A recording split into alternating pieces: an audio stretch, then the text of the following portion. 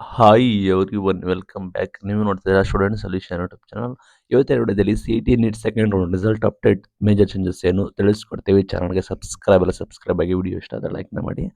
Already ನಿಮ್ಗೆ ಗೊತ್ತಿರೋ ಹಾಗೆ ಆಪ್ಷನ್ ಕೂಡ ಅನೌನ್ಸ್ಮೆಂಟ್ ಆಗಿದೆ, ಶೆಡ್ಯೂಲ್ ಕೂಡ ಅನೌನ್ಸ್ಮೆಂಟ್ ಕೂಡ ಮಾಡಿದ್ದಾರೆ. 29th ಅಂದು ನಿಮಗೆ ತಾತ್ಕಾಲಿಕ ರಿಸಲ್ಟ್ ಕೂಡ ನಾವು ಘೋಷಣೆ ಮಾಡ್ತೀವಿ ಅಂತ ಹೇಳಿ KE ಅವರು ಅನೌನ್ಸ್ಮೆಂಟ್ ಕೂಡ ಮಾಡಿದ್ದಾರೆ.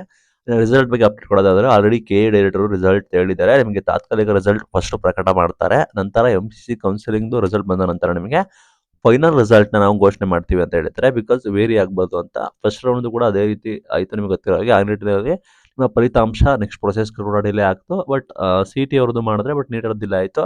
ಬಟ್ ಈ ಬಾರಿ ಕಂಬೈನ್ಡ್ ಆಪ್ಷನ್ ಎಂಟ್ರಿ ಇರೋ ಕಾರಣ ನಿಮಗೆ ತಾತ್ಕಾಲಿಕ ರಿಸಲ್ಟ್ ಏನೋ ಬೇಗ ಬರುತ್ತೆ, ನಂತರ ಫೈನಲ್ ರಿಸಲ್ಟ್ ಸ್ವಲ್ಪ ಡಿಲೇ ಆಗ್ಬೋದು. MCC ನೋಡಿಕೊಂಡು ಮಾಡ್ತಾರೆ. ಇಲ್ಲಿ ತಾತ್ಕಾಲಿಕ ರಿಸಲ್ಟ್ನ ಕೊಡ್ತಾರೆ. ಇಲ್ಲಿ ಒಂದು ನಮಗೆ ಸೀಟ್ ಅಲಾಟ್ಮೆಂಟ್ ಆಗಿರುತ್ತೆ. For example RV college allotment ಆಗಿರುತ್ತೆ. ನೀವು MCCಯಲ್ಲಿ ಇನ್ಕೇಸ್ ನಿಮಗೆ ಬೇರೆ ನಿಮಗೆ ಒಳ್ಳೆ ಆಪ್ಷನ್ ಸಿಕ್ಕಿದ್ರೆ ಇದನ್ನ ನೀವು ಕ್ವಿಟ್ ಆಪ್ಷನ್ನ ಕೊಡ್ತಾರೆ. ಇದನ್ನ ಕ್ವಿಟ್ ಮಾಡಿ ನೀವು ಹೋಗ್ಬೋದು.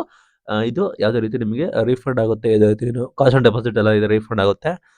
CET ವಿದ್ಯಾರ್ಥಿಗಳಿಗೆ ಯಾವುದೇ ರೀತಿ ಕ್ರಮ ಕೈಗೊಳ್ಳೋದಿಲ್ಲ. ನೀವು ಬೇಕಾದರೆ ಬೇರೆ ಇದಕ್ಕೆ ಹೋಗ್ಬೋದು.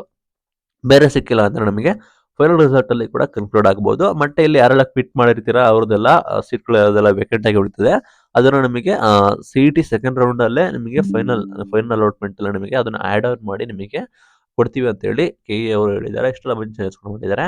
ಎಕ್ಸ್ಪೆಕ್ಟೆಡ್ ಡೇಟ್ ಬಂದ್ಬಿಟ್ಟು ಆಫ್ಟರ್ 29th ಅಂದರೆ ಆಫ್ಟರ್ ನಿಮಗೆ 2 to 3 days up to 1 week ಆದರೂ ಕೂಡ ಆಗ್ಬೋದು.